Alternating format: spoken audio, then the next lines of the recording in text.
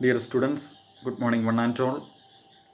In the last class, we have studied about center-state legislative relations in the Indian Constitution. The center-state legislative relations in the Indian Constitution. But at the same time, we are not aware of how it is operate or how it is practiced. In the previous class, I already said that we have three lists such as union list, state list, and concurrent list. So in this session, we have to discuss on the subjects enumerated in these three lists. We know that there are three lists. The Union Parliament is empowered to make legislation in any of the subjects enumerated in the Union list. Union list consists of 97 subjects. So we have to discuss the subjects in the Union list.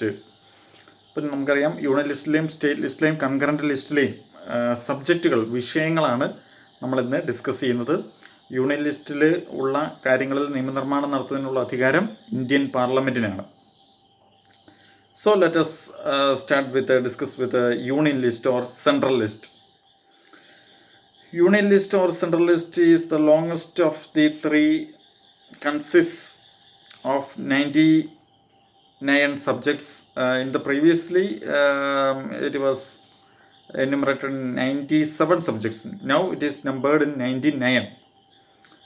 The items including such list are applicable throughout the country. The central government or Parliament of India alone has the power to make law on all items including in the Union list. Article 245 clause 1 of the Constitution provides that the Parliament may make laws for the whole or any part of the territory of India. The subjects of Union list are common to all parts of the nation and for uniformity of legislation throughout the nation. Some of the major items in the list are defense, railway, foreign affairs, science and technology, currency, coinage, foreign exchange, banking and insurance, elections, atomic energy, war and peace, census, post and telegraph, broadcasting and other like forms of communications, passports and visas, maritime shipping and navigation,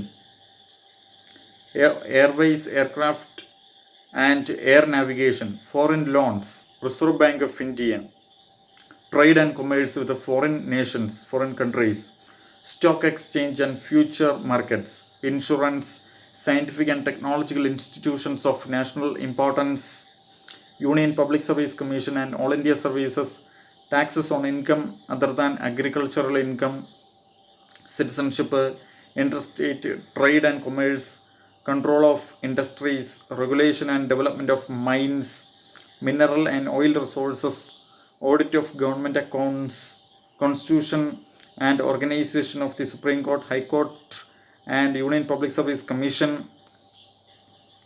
income tax, customs duties and export duties, duties of excise, corporation tax, taxes on capital value of assets, estate duty, etc. അപ്പോൾ ഞാൻ നേരത്തെ പറഞ്ഞു we have about 99 subjects enumerated in the Union list. ഇപ്പോൾ union ലിസ്റ്റിൽ തീരുമാനമെടുക്കുന്നത് Indian പാർലമെൻറ്റാണ്.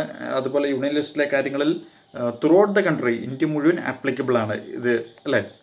അപ്പം ഇതിനകത്ത് പറയുന്ന വിഷയങ്ങൾ ഞാൻ ഒന്നുകൂടി പറയുന്നു.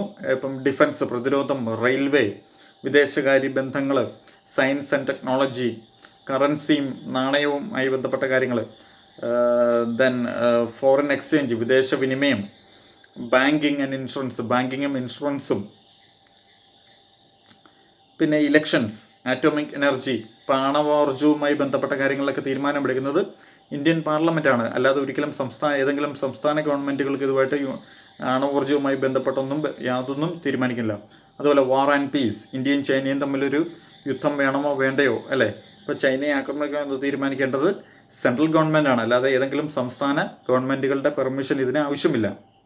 ദെൻ പോസ്റ്റ് ആൻഡ് ടെലിഗ്രാഫ്, അത് നിങ്ങൾ ഓർത്തിരുന്നോ? പോസ്റ്റ് ഓഫീസ് ഒക്കെ എപ്പോഴും സെൻട്രൽ ഗവൺമെൻറ്റിൻ്റെ കയ്യിലാണ്, സ്റ്റേറ്റ് ഗവൺമെൻറ്റിൻ്റെ അല്ല. പിന്നെ സെൻസസ് എടുക്കുന്നത് ബ്രോഡ്കാസ്റ്റിംഗ്, വാർത്താവിനിമയം, പാസ്പോർട്ട്, വിസ, ഷിപ്പിംഗ്, നമ്മുടെ കപ്പൽ ഗതാഗതം, ദെൻ എയർക്രാഫ്റ്റ്, എയർവേയ്സ് അല്ലെങ്കിൽ ഫ്ലൈറ്റുമായി ബന്ധപ്പെട്ട എയർപോർട്ടുകളെല്ലാം കേന്ദ്രത്തിൻ്റേതാണ്. അതുപോലെ reserve bank of India, foreign loans, വിദേശ രാജ്യങ്ങളിൽ നിന്ന് ലോൺ എടുക്കുന്നത്, ഇപ്പം ഏഷ്യൻ ഡെവലപ്മെൻറ്റ് ബാങ്ക്, ADB വായ്പ, IMF നിന്ന് ലോൺ എടുക്കാം, വേൾഡ് ബാങ്കിൽ നിന്ന് ലോൺ എടുക്കാം, ഇങ്ങനെയൊക്കെ ചെയ്യാം. പിന്നെ trade and commerce with foreign countries, വിദേശ രാജ്യങ്ങളുമായി ബന്ധപ്പെട്ട വ്യാപാരം, വാണിജ്യം, ഇത്തരം കാര്യങ്ങളെല്ലാം. പിന്നെ ഉള്ളത് സ്റ്റോക്ക് എക്സ്ചേഞ്ച്, അത് നിങ്ങൾ കേട്ടിട്ടുണ്ടായിരിക്കും. ബോംബെ സ്റ്റോക്ക് എക്സ്ചേഞ്ച് ആണ് സെൻസെക്സ് എന്നറിയപ്പെടുന്നത്. നിഫ്റ്റി എന്നറിയപ്പെടുന്നത് ഡൽഹി സ്റ്റോക്ക് എക്സ്ചേഞ്ച് ആണ്. പിന്നെ ശാസ്ത്രവും scientific and technology institutions of national importance, ദേശീയ പ്രാധാന്യമുള്ള ശാസ്ത്ര സാങ്കേതിക സർവകലാശാലകൾ. ഇപ്പോൾ നമുക്ക് NIT, IIT ഇതുപോലുള്ളതൊക്കെ കേന്ദ്രത്തിൻ്റേതാണ്. പിന്നെ ഓയിലുമായി ബന്ധപ്പെട്ട മൈൻസ്, ഖനികളുമായി ബന്ധപ്പെട്ട നിയമങ്ങൾ നിർമ്മിക്കുന്നത്, ഓഡിറ്റ് ഓഫ് ഗവൺമെൻറ് അക്കൗണ്ട്സ്, ഗവൺമെൻറ്റിൻ്റെ അക്കൗണ്ടുകൾ ഓഡിറ്റ്, കണക്കെടുപ്പ് നടത്തുന്നതൊക്കെ കേന്ദ്ര ഉദ്യോഗസ്ഥന്മാരായിരിക്കും. ഓയിൽ, എണ്ണയുമായി ബന്ധപ്പെട്ട കാര്യങ്ങൾ. പിന്നെ സുപ്രീം കോടതിയിലെ അതുപോലെ ഹൈക്കോടതിയുടെയൊക്കെ എന്തെങ്കിലും കാര്യങ്ങളിൽ അതുമായി ബന്ധപ്പെട്ട നിയമനിർമ്മാണങ്ങളൊക്കെ നടത്തുന്നതിന്. അതുപോലെ ഇൻകം ടാക്സ്, വരുമാന നികുതി അല്ലേ, നമുക്ക് എത്ര ശതമാനം വരുമാനം ഉണ്ടെങ്കിൽ അതിനനുസരിച്ച് ഗവൺമെൻറ്റിനോട് ടാക്സ് കൊടുക്കണം. അതുമായി ബന്ധപ്പെട്ട കാര്യങ്ങൾ ഇൻകം ടാക്സ് ഡിപ്പാർട്ട്മെൻറ്റൊക്കെ ബോംബെയിലാണ് സ്ഥിതി ചെയ്യുന്നത്, കേന്ദ്ര ഗവൺമെൻറ്റേതാണ്.